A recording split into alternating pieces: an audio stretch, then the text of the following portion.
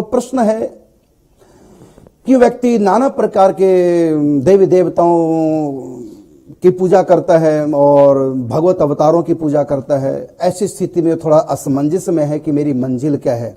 कोई शिव उपासना करता है तो कोई राम उपासना, कोई कृष्ण उपासना, कोई दुर्गा उपासना करता है। और एक ही व्यक्ति कई कई जगह जाता है, कई कई जगह उसका मन है। ऐसी स्थिति में वो अपनी मंजिल तय नहीं कर पाता। तो ऐसी स्थिति में वो भक्ति करता है, कभी राम की, कभी कृष्ण की, कभी शिव की, कभी दुर्गा की, कभी सूर्य भगवान की। तो ऐसी स्थिति में उसका क्या होगा? तो ये प्रश्न था। तो मैं बताना चाहूंगा कि हमारे सनातन धर्म में पंचदेव उपासना है। तो पंचदेव उपासना में, और इसके 5 संप्रदाय भी, पंचदेव उपासना के 5 संप्रदाय हैं। जैसे भगवान विष्णु और उनके अवतारों को जो मानते हैं तो और उन्हीं से संबंधित जो दीक्षा लेते हैं उनको वैष्णव बोलते हैं। और इसी प्रकार से जो भगवान शिव और उनके अवतारों को मानते हैं और वही अपनी इष्ट को निश्चित करते हैं भगवान शिव के रूप में, उनके विविध अवतारों के रूप में।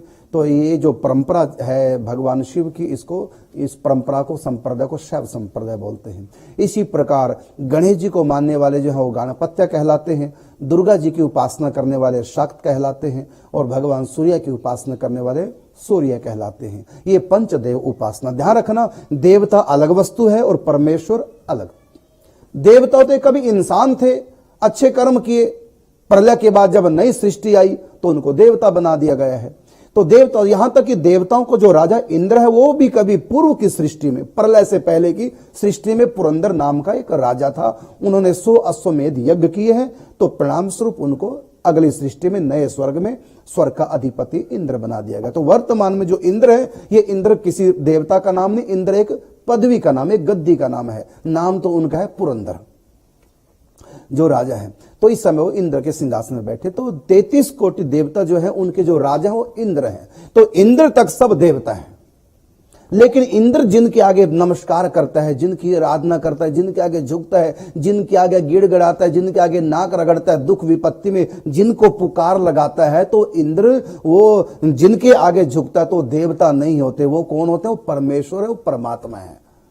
समझना बात को। देवताओं के ऊपर कोई विपत्ति आती है तो देवताओं का जो राजा इंद्र उसकी शरण में जाते हैं। लेकिन जब इंद्र भी जब समस्या का समाधान नहीं कर पाता देवताओं की, तो वो परमात्मा की शरण में जाता है। और परमात्मा इसी सृष्टि में 5 रूपों में निवास करते हैं। तो कौन से?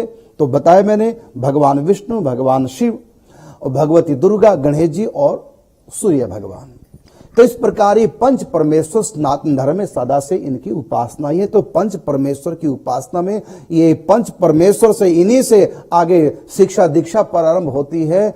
तो इससे ये 5 संप्रदाय कहलाए। और हम जिस संप्रदाय में है, इस संप्रदाय का नाम है, इसको बोलते हैं वैष्णव संप्रदाय। और वैष्णव संप्रदाय के अंतर्गत फिर 4 मुख्य संप्रदाय, वैसे उप संप्रदाय कई हैं लेकिन सबका चारों में समावेश हो जाता है। उसमें 4 जो संप्रदाय है वैष्णव के, तो वो है जैसे निम्बार्क संप्रदाय, ये दास जिस संप्रदाय से दीक्षित है ये निम्बार्क संप्रदाय है।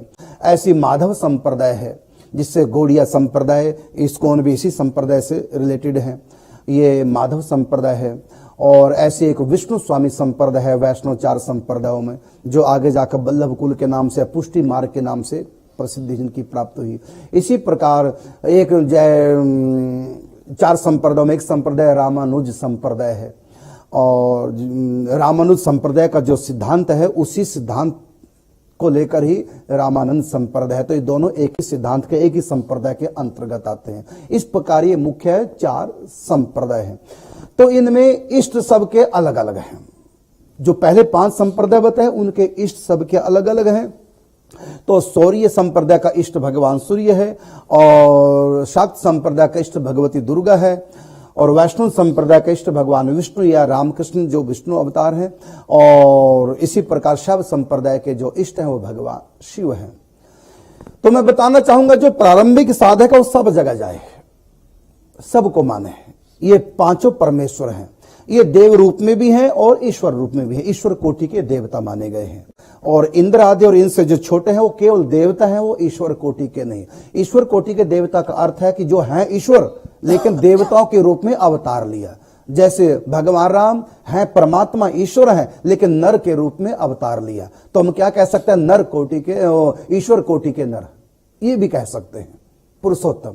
तो इसी प्रकार ये पंच परमेश्वर है, परमेश्वर भी हैं और देवता भी है। जैसे राम परमात्मा तो है ही है, लेकिन नर बन के आए, नर की मर्यादों में रहे तो नर का रोल भी कर रहे हैं, और ईश्वर तो है ही है, मुक्ति भक्ति देने वाले, कल्याण करने वाले। इसी प्रकार जो पंच परमेश्वर जो मैंने गिनाए, ये पांचों परमेश्वर, ये परमेश्वर भी हैं, भगवान भी हैं, और साथ में देवता भी हैं, देवताओं के रूप में भी हैं। यदि इनकी देवता मान करके हम उपासना करेंगे तो फिर हमको मुक्ति प्राप्त नहीं होगी। देवता का मतलब संसारिक सिद्धि के लिए, कुछ प्राप्त करने के लिए उपासना करोगे तो मुक्ति प्राप्त नहीं होगी। भगवान विष्णु की भी उपासना करोगे संसार के लिए, तब भी मुक्ति प्राप्त नहीं होगी। हाँ, यदि उनसे वरदान मांग ले हम मुक्ति का, वो अलग चीज है। बाकी हम सोचे कि हम संसारी कामना से इन पांचों देवताओं की पूजा करें और हमारा उद्धार हो जाए, तो नहीं होगा। वो होगा केवल भक्ति के द्वारा ही। तो अभी यहां प्रश्न किया था कि कभी शिव की तरफ तो कभी दुर्गा की तरफ, तो इसका उत्तर यह है कि आप सब जगह जाइए, सब एक ही परमेश्वर के रूप में अपने मन में अनन्य भाव रखिए। अनन्य भाव का एक ईश्वरवाद, अर्थात एक ही ईश्वर है जो पांच रूपों में प्रकट है। हाँ, इंद्र या इनसे नीचे जो देवता है उनकी उपासना आप जब भगवत प्राप्ति के लिए करेंगे, आत्म कल्याण के लिए करेंगे, तब भी कल्याण होने वाला नहीं, क्योंकि इंद्र आदि ये देवता है, कभी इंसान थे, अच्छे कर्म के स्वर्ग के देवता बन गए, देवराज बन गए। ये हमारा ना तो मुक्ति हमारी करा सकते हैं, कल्याण करा सकते हैं, और ना हमको भगवत प्राप्ति। ना इनकी पूजा से आत्म साक्षात्कार होगा, ना परमात्मा का साक्षात्कार। लेकिन ये जो पंच परमेश्वर हैं, इनकी पूजा से, इनको मानने से आत्म साक्षात्कार भी होगा, और इनका स्वयं का साक्षात्कार हो करके हम भगवत प्रेम की प्राप्ति भी कर सकते हैं। जी महाराज जी, महाराज जी का बिल्कुल बड़ा सुंदर उत्तर रहा। जैसे गेहूं तो एक ही है, बिल्कुल, उसके बनने के प्रकार हाँ, रोटी बनाओ, अलग अलग बनाओ, है। हाँ, जी, हलवा जी, बनाओ। जी।